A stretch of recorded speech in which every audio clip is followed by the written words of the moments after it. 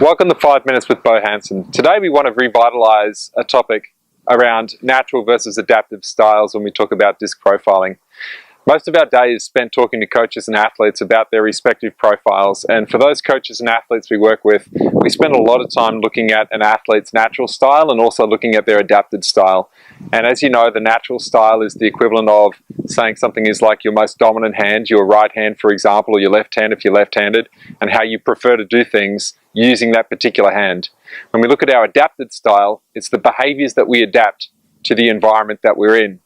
And what we've found over many years now, 10 years now that we've been in this business, and we've consistently found that there is a strong link between an athlete's performance being at a high level if they're able to behave and perform according to their natural style as opposed to making significant adaptations. Now, as an example, I have this rubber band, and I always use this as an analogy, especially when I think about it. I think about all of us being a little bit like a rubber band, because whilst we do make adaptations, there's two types of adaptations that we can make. One type of adaptation is what we call a momentary adaptation, because the reality is regardless of what your natural style is, you will have to make adaptations. If you are part of a team, even more so, simply because you're going to have team members that are either Ds, Is, Ss or Cs, and that could be very different to yourself, so you will need to adapt to communicate to them effectively. But this is what we call a momentary adaptation. Now, any rubber band, take its shape, and a momentary adaptation is when we stretch in one direction for an interaction or for a particular play on the field to be more structured or unstructured, and then after that play is finished, we snap back into our original position. Another type of adaptation is what we call a sustained adaptation, and you can imagine what this is going to be. The sustained stress that a sustained adaptation creates is often significant enough for it to be detrimental not just to an athlete's performance on the field, but to their life overall. And we've seen a lot of examples of this. But a sustained adaptation is literally like asking this rubber band to stay in this stretched shape for an extended period of time. How long can someone make a sustained adaptation for? Well, how long can this rubber band stay in this shape for?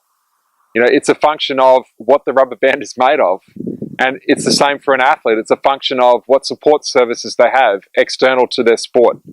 It's a function of their level of ability to make and the willingness to make that adaptation. But the fact is, it will be stressful if held for a longer period of time. Recently, I saw an example of this where we had a basketball player who was the type of player who preferred to stand and shoot, would receive the ball in the pass, stand and shoot their shot, as opposed to the coach wanting them to drive into the hoop and to shoot their layups.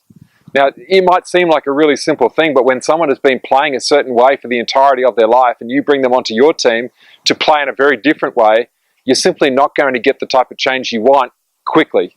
They can make that momentary adaptation for a period of time and then snap back. They may do what you want them to do several times in a game. Will they do it every single time? Because that would be an example of making a sustained adaptation. Even the 2 times that I've stretched this rubber band, it's already starting to lose its shape. And human beings are exactly the same. So we go back to that original concept that it's critical that we understand our players. It's critical that we do understand how they like to make a contribution to the team. I simply spoke about a technical contribution. The reality is this is exactly the same concept as when we're making non-technical contributions. Does an athlete like to talk a lot? Are they going to be the ones that encourage others? Or are they the quieter athlete who doesn't like to say a real lot? We can't stretch them into a talker because it simply won't work. People spend more time considering their adaptation and trying to do something different, and they lose sight of their original way that they like to play the game. So next time you're thinking about your players, next time you're considering even your own coaching style, think about your preferred behaviours and think about what constitutes a momentary adaptation and also what constitutes a sustained adaptation.